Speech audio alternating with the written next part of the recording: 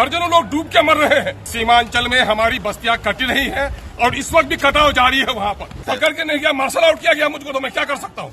बिहार के सीमांचल में हर साल बाढ़ कहर ढाती है, जिससे लाखों लोग प्रभावित होते हैं।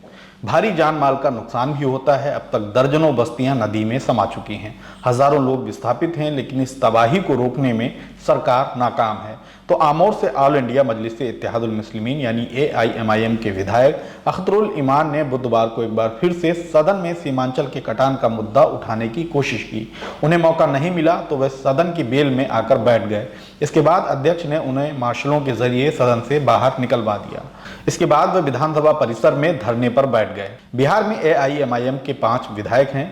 देखिए अख्तरुल ईमान को कैसे सदन से बाहर निकाला गया और इस मुद्दे पर उन्होंने क्या कहा।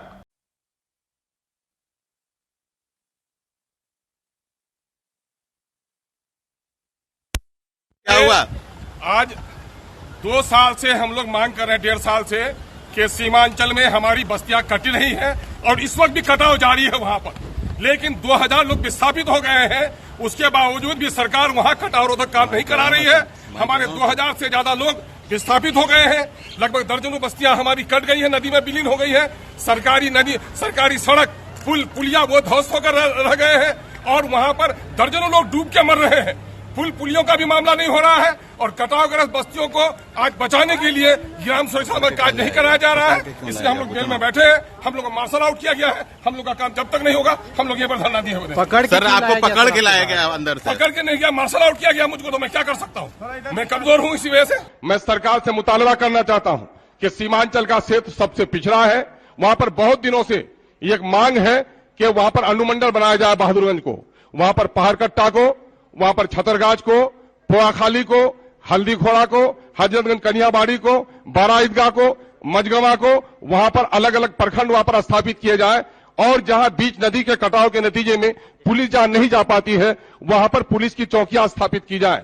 बौलान में और बारा ईदगाह में अमोर के बहुत दिनों से मामला है महोदय, और वहां पर यह नहीं कराया जा रहा है। मैं सरकार को से गुजारिश करना चाहता हूं आपके माध्यम से कि यह काम वहां पर कराया जाए।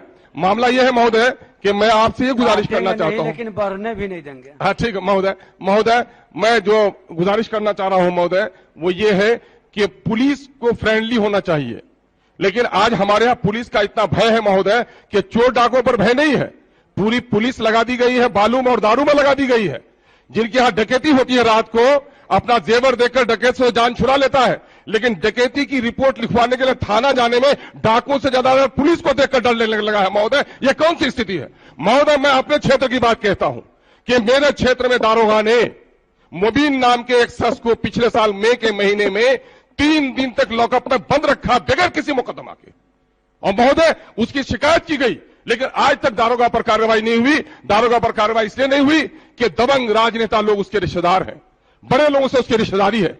तो इसके माने यह है कि राजनीति छत्रछाया अगर मिल जाए, बड़े अफसरों का छत्रछाया अगर लूट के लिए मिल जाए, तो इस देश की जनता को अंग्रेज के जमाने में जो प्रताड़ना हो रही थी वही प्रताड़ना अगर आजादी में हो तो फिर हमारी आजादी के सौगात कहां छुप जाएंगे महोदय। ये बड़ी विनती करता हूं महोदय, ये मेरा मामला नहीं है। पूरा सदन खामोशी के साथ इस बात का समर्थन कर रहा है कि आज कहीं ने पुलिस का कैरेक्टर आप जांच करवा लीजिए महोदय कि पुलिस का जो कैरेक्टर है आज के दिन में कितना भय का है। मैंने पहली बार में आकर के कहा था कि महोदय पुलिस की स्थिति थाने की आज ऐसी है कि आपका 90% जो MLA है वो दारोगा से बात करने में घबराता है, इज्जत बचा के चलता है, कट के चलता है। ये एक ऐसी स्थिति है महोदय, जनता की पीड़ा को जब हम तक नहीं उन तक पहुंचा सके तो फिर हमारा आना किस लिए काम है। मैं समझता हूं कि जनता को धोखा देंगे और यकीनन है कि सरकार अच्छा काम कर रही है। महोदय मैं कर रहा हूं, सरकार अच्छा काम कर रही है, हम साधुवाद देना चाहते हैं महोदय।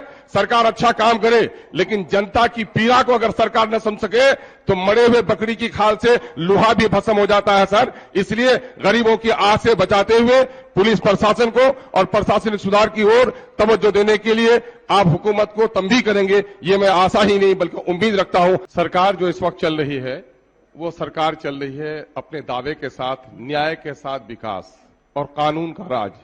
ये लफ्ज इतने सुंदर हैं कि बार बार इसे सुनने को जी चाहता है, लेकिन मैं समझता हूं कि इस लफ्ज को अब सरकार बोलने में खुद ही शर्मा रही है।